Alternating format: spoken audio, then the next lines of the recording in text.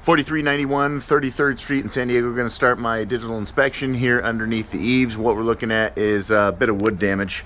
This is the obvious wood damage around the home, and we'll be able to see what's causing it once we jump up on the roof. But definitely the roof is failing here at this point, and has been for some time to create that bit of damage. Let's keep working around the front of the house.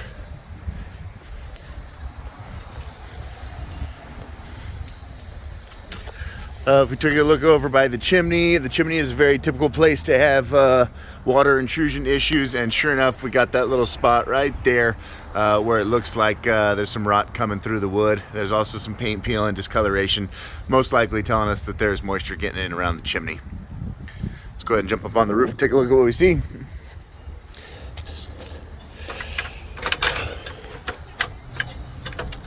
All right, first things first, we do have drip edge. That's this piece of metal right here. That usually tells us that a roof is right about 25 years old or newer. It was not used more than 25 years ago. One thing that we notice is that the shingles are not overlapping the drip edge by about a half inch is what the recommendation is for by the manufacturer. And so that's our first indication that this roof was put on by either handyman or homeowner or somebody other than a roofer.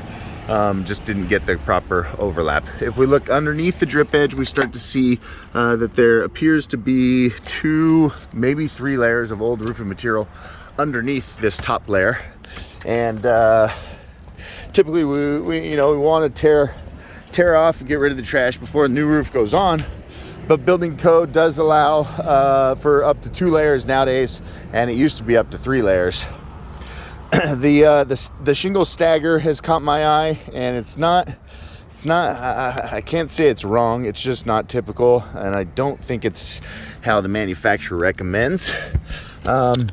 If we lift up a shingle, what I'm looking for is the nailing pattern, and if I don't see any nails, what that tells me is that these shingles are high nailed, and high nailing is definitely a problem and will lead to issues over time.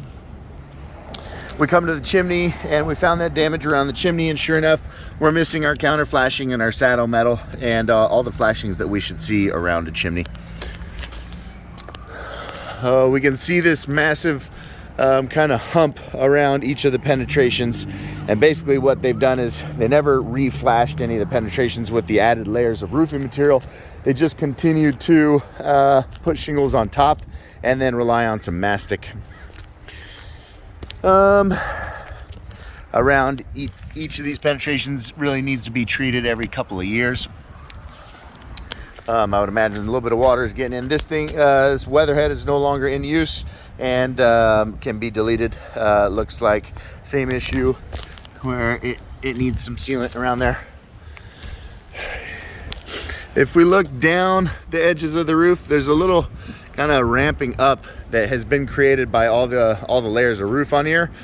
And on these areas, it doesn't really create an issue, but where it does create an issue is down here. And this is where the roof kind of levels out a little bit. And there's actually a ponding area right there. We can hardly make it out in the video, but that's where water is sitting. And any standing water on shingles ends up finding its way in, unfortunately.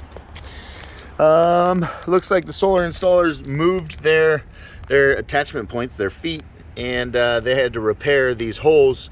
They did slide a piece of flat metal in there called roll flashing, and then glued it in place, and that is kind of industry standard for when you gotta repair a section. The shingles over here on the south side are very badly worn. They got a lot of sun exposure, and they do have some foot traffic from the solar install. And so these are breaking down. Over on the north side, if it wasn't for all the installation issues and the multiple, and several layers underneath there, these would have a couple years of life left in them.